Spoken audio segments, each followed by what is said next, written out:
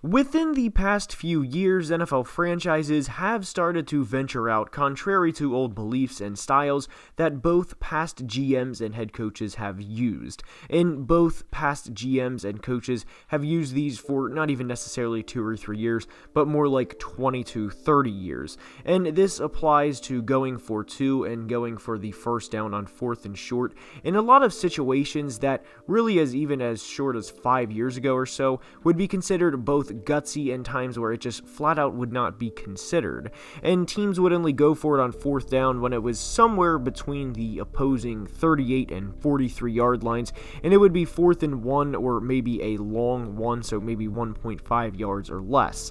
And thankfully, I do think this is a thing of the past, and so is not trading big-name potential franchise-changing players. And that's what we are going to discuss in today's video, is why this NFL trend is here to stay. The trading of big-name players, and why this is also good for the NFL. Now, there's a lot of history and several examples we are going to thoroughly discuss in today's video, so without further ado, let's begin. Now, as we begin, I want you to take a second and think about all of the big trades over the past few years, and 3 that immediately come to mind, for me at least, are Khalil Mack to the Bears, Jalen Ramsey to the Rams, and Stefon Diggs to the Bills. Now, there have been other big trades, and by big trades, I mean involving usually at least one first-round pick, as I don't really include trades like Joe Flacco a few weeks ago for a late-round pick back to the Jets, and the Lions receiving Michael Brockers for a 2 years down the road, a 7th round pick from the Rams this past offseason.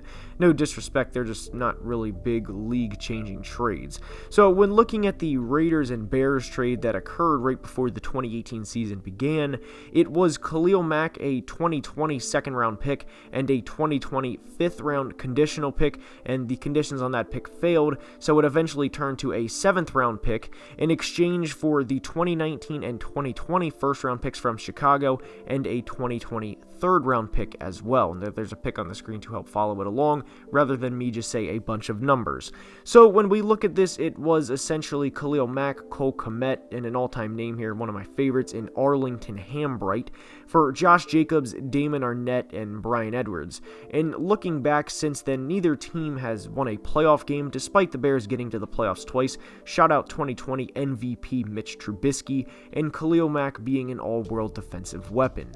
But the key here, and this will be recurring, is you have to hit on the draft picks you receive in these trades, and needless to say, whether it's Mike Mayock's fault or John Gruden's fault, they did not hit on Damon Arnett, as that was an atrocious selection and should have never been made. Now, as you guys know, if you've been subscribed to the channel, I have voiced my opinion on the Arnett pick countless times, and I'll leave it at that. The Bryan Edwards selection could prove to be very good, but as of now, Edwards is a lot more potential than production, and I do think he could eventually become a solid and reliable receiver, but to say he is right now would simply not be true. Through a year and a half, he has 32 catches for 627 yards, so not bad, but not exactly other receivers in the 2020 draft class. Think Lamb and Justin Jefferson, for example. The Bears wanted another difference maker on their roster, and Khalil has certainly been that when he's on the field, and it's led to 2 postseason appearances.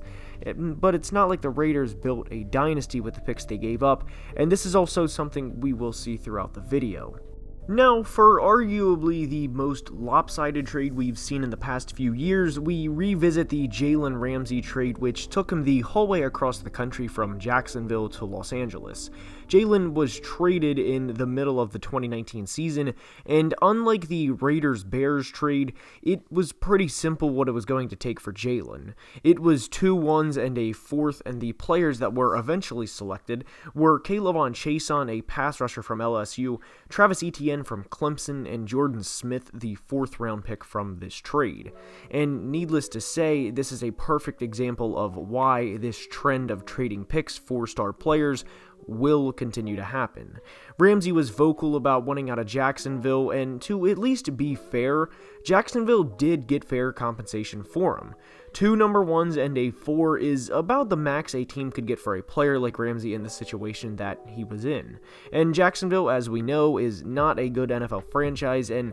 not to get political here, but to show the time frame, as you guys know, I do this from time to time. Well, Jacksonville has one postseason appearance since Barack Obama's first term as President of the United States, and yeah, that's not very good. Travis Etienne has potential to be a good player, but I was never a fan of the pick because I did not understand the thought process behind the selection when you had a player have 1,400 total yards as a rookie at the same position Travis was and will play for the Jags, that of course being current running back James Robinson. There's only one ball to go around, and for a team that was prior to the 2021 draft 12-36 in their previous 3 seasons, I did not and will never understand trying to get richer at a position that is not of the utmost importance in football. Had they had the next Chase Young fall into their laps to pair with Josh Allen and maybe trade away K'Lavon Chaisson and admit that was not the best pick and get what they could for Chaisson in a trade,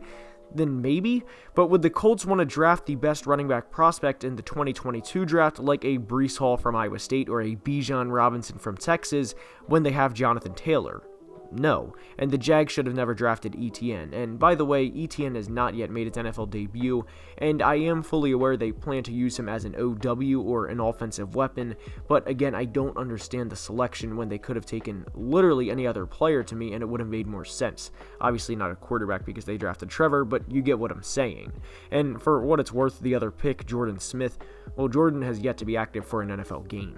Now, I would like to take a second and note something and discuss this because I'm sure it will come up and someone will comment this or make some sort of statement alluding to this. Why have I not discussed the Justin Fields trade and the Bears, and here's why. The Giants got Kadarius Toney and a future one, and at this point in time, Fields is playing for a head coach that will get fired, and as we said, the future one is all that is right now, a future first-round pick. I at least wanted to address that before someone said something like, you only talk about things that support what you're saying, or how could you not mention this trade, so here it is. I don't think it's fair to reevaluate that trade when Justin Fields' head coach that will get fired and is limiting what he can do has not been fired yet, and we have not yet seen what Justin Fields can fully be. But moving on to another trade that involved a first-round pick, and that is the infamous Diggs and Justin Jefferson trade. There was more to this than just the pick that was eventually spent on Justin Jefferson,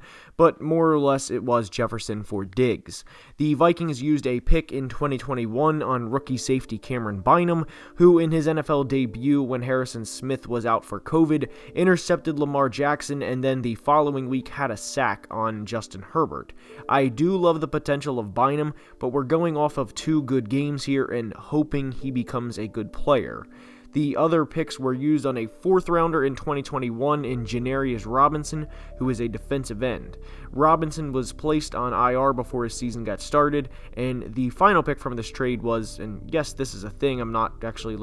hallucinating here or anything like that, it was a tight end / punter in Zach Davidson, and Davidson as of now is on the Vikings practice squad. So with the potential of Cameron Bynum, as I do think he will start at least for a season at some point in time, whether that's in 2022 or 23, you get Justin Jefferson plus Bynum, and the other 2, it's hard not to say the Vikings won this trade in retrospect, but to be fair to Bills Mafia, what I want to stress here is they also won by getting an all-pro receiver, and have not and should not look back on this either.